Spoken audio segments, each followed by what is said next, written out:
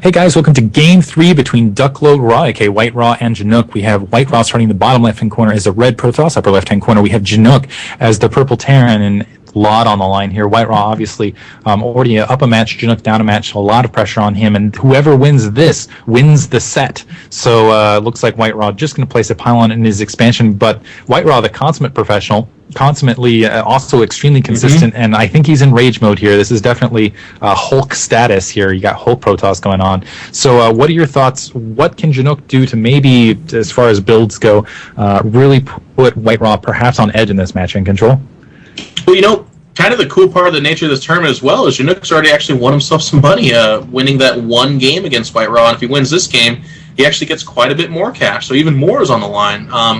But, you know, definitely on Delta Quadrant, this is, I mean, it's very apropos that WhiteRa won Game 2 and lost Game 1, because that puts the map selection advantage in the Terran's favor, just in the order of win-loss there. Delta Quadrant is, again, kind of the scrap station to the Zerg is certainly Delta Quadrant. Terrans love this map for a lot of the reasons we discussed actually in that TBZ that we both commentated, but the same kind of stuff translates over here, and we do have a wall off going for Janook, so again, he kind of likes to hide that play and then reveal it later, so I'd love to see that infamous Thor build. That's kind of what I'm looking for. Yeah, I definitely. Actually, prior to this, In Control actually commented it when we were off stream, as you're saying, Janook, Thors. And every single time I've seen Janook play prior to the last set, I've seen him go Thors. Go Thors? And it looks like WhiteRa in the meantime, just with Cybernetics Core, a little bit harassed. I'm definitely looking for it here. There's been talk in the Reddit community of the Janook build, which is, again, kind of a Thor-centric build. I definitely want to see him field it in at least one of these matches that we're casting, just because he is known for doing that, at least both in my eyes and also the community eyes at large. So hopefully we will see that in this match. I know it's a build he's comfortable with. He has tacked on a single refinery at this stage. He's also sealed off that front door, and WhiteRa still has that scout running around his base and having that SCV versus probe dance-off currently. Yeah, and you want to keep that SCV alive all the way up until a Stalker has been started, a good 15 seconds thereafter, because there you go. So you want to see like an important Chrono Boost like that. Did not see a Chrono Boost on that Cybernetics Core, also no Chrono Boost on the Nexus. Got to see double gas. So, you know, a lot of people are actually critical of early game scouting and say, well, what do you really see? But actually, for those of you with brains, you can actually see quite a bit. And Janook right now is leaning in the tech direction in terms of what he's reading from his opponent. And he's also seeing a Stalker is going to be out here pretty quick, so that's pretty dang good information. Can't leave that SCV out there lingering too much. Meanwhile, we do have a factory going down for Janook, and all systems are a go for maybe a Thor build. I'm getting a little bit all excited. It's very possible, because we do have that factory building. I'm going to lean towards more, probably, this looks more indicative of a Banshee opening initially, but that could transfer very easily into that Thor build. Looks like we're seeing a Sentry, so a little bit more defensive play here from, at least early here, as well as a Robo from WhiteRa, but never mind, he's tacking on 2 additional gateways, so a Sentry perhaps to do some of that ramp blocking, so he's, I think, maybe thinking expansion here, and tacking on, wow, yeah, 2 gateways, so definitely transitioning to standard mid-game, also getting an Observer out. Stalker just chilling out there in the meantime.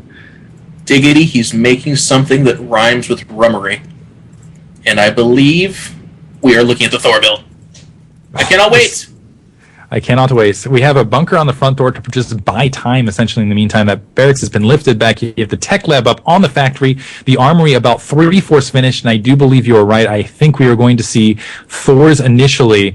So the critical build, unfortunately, it looks like WhiteRa does have the robotics facility, is building Immortals, so it's going to come down to some micromanagement.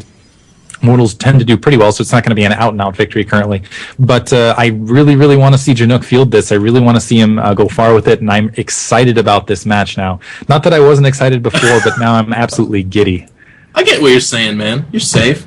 The Observer does see it, though, and at its early stages, at its infancy. So kudos to WhiteRa for actually opening 1 gateway, then Robo, and then tacking on the necessary amounts of gateways after that, because he's having about as much information as you could possibly have, and as fast as you could possibly have it at a reasonable rate for the Protoss. Interestingly enough, he's looking at that and saying, hey, I'd not fear this. I'd do 3 gate anyways. And, like, he's actually going to try to pressure this ramp. He does have an Immortal there already. The depot is going to go down. A Thor is out. SCV is being pulled to repair.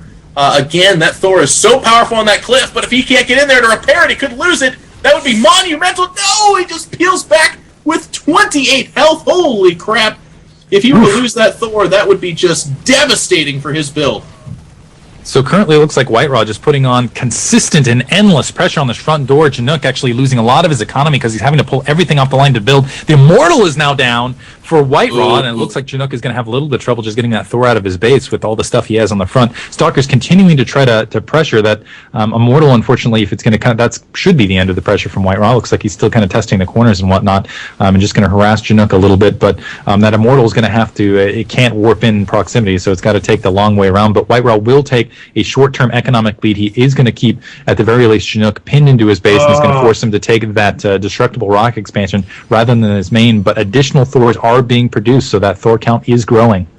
Yeah, but I'm not, if I could be so bold as to criticize the Master, I would say that I'm not entirely happy with the expansion decision against a guy who he knows damn well is doing like a giant Thor timing. Like, the expenditure on that expansion really isn't going to pay off, and if it does, then of course he's going to win. That's the tipping point.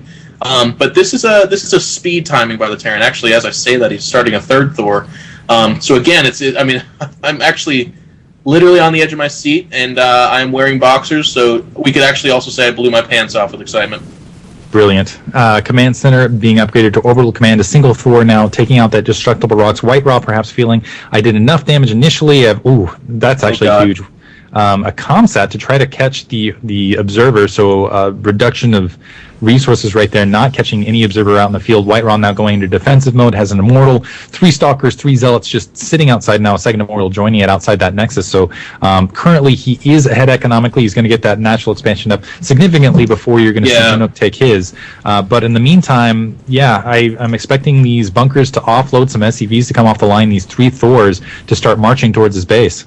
Well, apparently I'm the Ray Charles of commentators, because actually the whole time Janook was expanding, and I was babbling about a Thor timing, so disregard everything that I said about that. But, interestingly enough, 2 starports are going down. We weren't able to have the pleasure of commentating Game 2, but from what I understand, Janook did a similar opening with kind of what I'm assuming this is going to translate into is a Banshee Thor Marine type of build, and I think that is extremely potent. A lot of people are confused by that composition, and it just gives anyone a tough time. So it's going to be really fun for me as a Protoss player to sit here and see Whiterod paired up against that, because the reaction you can expect to be honed and just really, really refined. I do think one of the ways you can deal with that is getting some early Zealot charge. We do have a Twilight Council. It looks like some Templar Archives and Psystorm as well. Psystorm also helps really well against that build, because you can feed back, and Whiterod actually moving up for a drop, loading up just 3 Zealots instead of 4, and he's going to move out to that natural expansion. That's one thing with Thors is they're not very fast. So even though they are big defensive units, they're a lot like siege tanks, except they can move, I guess, would be the way to do it. But natural expansion, getting harassed very well, just losing a handful of harvesters, immediately able to upload that, and the Thor is going to kind of crawl his way that direction. But still, nice harassment from Whiterod, really going to pay off.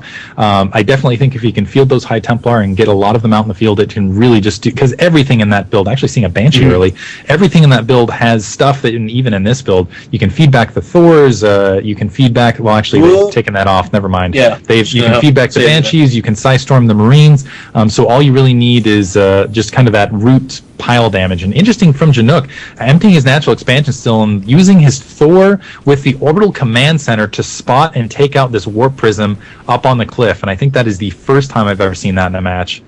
Yeah, I think there was again, I think we might have missed it, but there was a psionic storm at that mineral line, which is, it actually did a lot of damage from what I understand. He does not, the feedback just before he goes, as Tasteless would say, I'll see you in hell. Doing some last-minute damage. I love it. I mean, everything from Whiterod is just squeezing out value. And again, that Warp Prism is going to swing around, pick up those Templar, and he's going to go Psionic Storm that mineral line again. And this is so devastating. Terran players really are not a fan of making a lot of Harvesters to begin with. So if you nuke the crap out of their mineral line like he's about to, then it just does so much damage. And the Psionic Storm does go down a little bit of a layer on top of each other.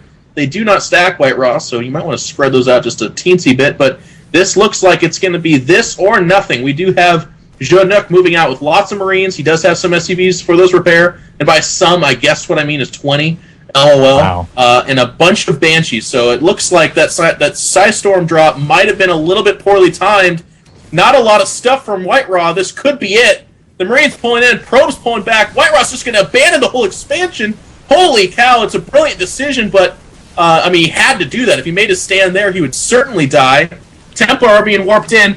Storms are going to go off on all the Marines. Holy crap, a holocaust of sorts. And an Archon is forged in the ashes.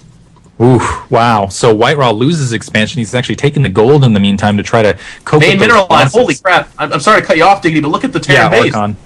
Yeah, you've got the main middle line, and you've got the natural Zealot to warp. That warp, wow. So while that attack was happening, White-Raw on top of it, moving that warp prism back around with some Zealots, just wreaking havoc everywhere. Janook's economy currently at the 0 mark, and Archon in the back natural expansion, while you have that warp ray that was still loaded with Zealots, moving across the main and the natural, so it's just an economic pummel match here. White-Raw once again expanding that natural expansion. And this does not look good. Zealot dropping to the low ground, so Janook, even though able to do a lot of damage to White-Raw here, I still feel like he's in a terrible position, because White-Raw just expanding once again. It looks like, he might be able to take that natural, but he's way behind in the Harvester count. He's lost several mules.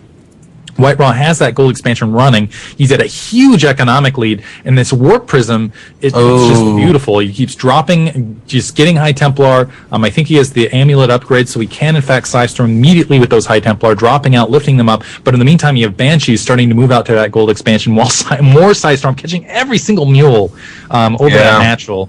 Oh, this is just devastating for Janook, but maybe he can get some counter damage done with his Banshee force out on the front. Ooh, running into an observer right there, so needs to be careful. I'll try to keep an eye on both fronts here for you guys, but a lot of action back and forth. Going to take out that cannon pretty quickly, but there's a second cannon there, and a lot of these Banshees getting wiped out immediately on the front, taking heavy damages, having to back off. It looks like most of them running out of the cloak as well, and now things just not looking good at all for Janook's.